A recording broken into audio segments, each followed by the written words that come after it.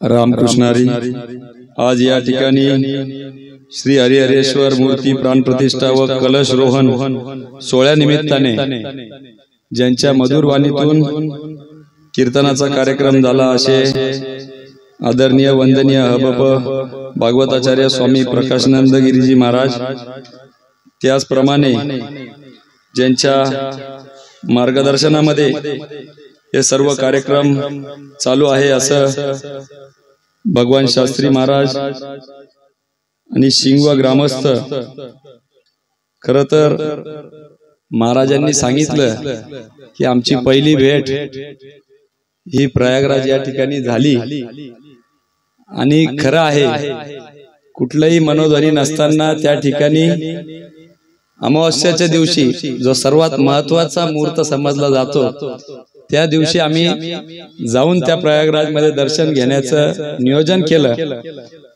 आणि अशाच पद्धतीने आम्ही निघालो आणि महाराजांची त्या ठिकाणी आमची भेट झाली। परंतु एक सांगतो, आजची युवा पिढी अनेक जण या ठिकाणी उपस्थित आहे की आपल्याला दिसताना फक्त हे भगवं वस्त्र दिसतं, परंतु त्याच्या मागचा त्याग समर्पण काय आहे हे तिथं गेल्यावर माझ्या लक्षात आलं। म्हणून सन्मान तर होताच, त्याच्या प्रती अजून सन्मान वाढलेला आहे।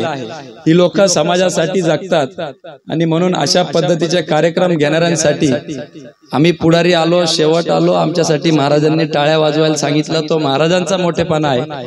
परंतु मला सगळ्यांच्या वतीने विनंती राहील आपल्या सगळ्यांना की आयोजकांसाठी एकदा टाळ्या वाजवली पाहिजे, कारण की त्यांच्यामुळं आपली पिढी धार्मिक आध्यात्मिक त्या ठिकाणी वाढती आहे, सुधारती आहे किंवा पुढच्या पिढीला ते ज्ञान देण्याचं कार्य या निमित्ताने होत आहे।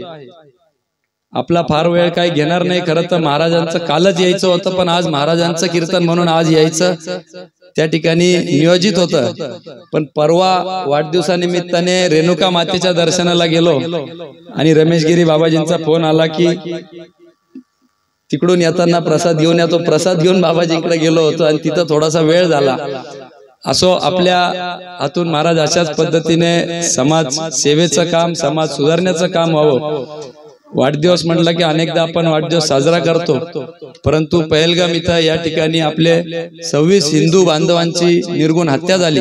त्याच्यामुळे या वर्षी वाढदिवस करायचा साजरा नाही करायचा म्हणून नियोजित केलं होतं, परंतु महाराजांनी जो सत्कार केला तो एक आशीर्वाद रूपी मी या निमित्ताने स्वीकारलेला आहे असं मी समजतो आणि असाच आशीर्वाद आमच्या सगळ्यांवर आपला राहील असे या निमित्ताने अपेक्षा व्यक्त करतो।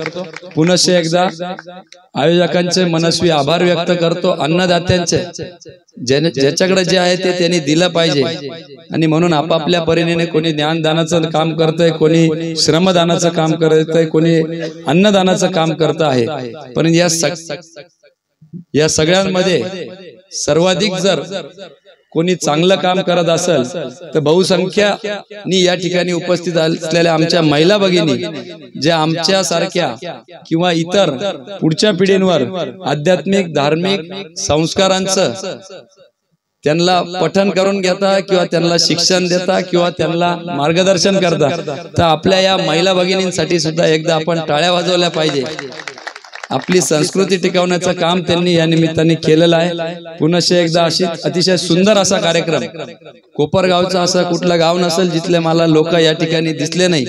अगदी रामपूरवाडी पासून संजू भाऊ पासून रांजळे महाराजांपासून सगळीच मंडळी या ठिकाणी मला एकाच व्यासपीठामध्ये दर्शन झालं। निश्चितपणाने हा एक आध्यात्मिक पर्व या निमित्ताने समजतो आणि अशाच प्रकारे अशा कार्यक्रम आपल्या संबंध कोपरगाव पंचकृषी मध्ये होत राहावे हीच या निमित्ताने अपेक्षा व्यक्त करतो। पुनश्च एकदा या ठिकाणी बोलवलं, यथोचित असा माझा सत्कार करून शुभाशीर्वाद महाराजांनी दिले त्याबद्दल मी आपल्या सगळ्यांचा आभार व्यक्त करतो आणि मला बोलण्याची संधी दिली त्याबद्दल आपल्या सगळ्यांचं धन्यवाद व्यक्त करतो। धन्यवाद। रामकृष्ण।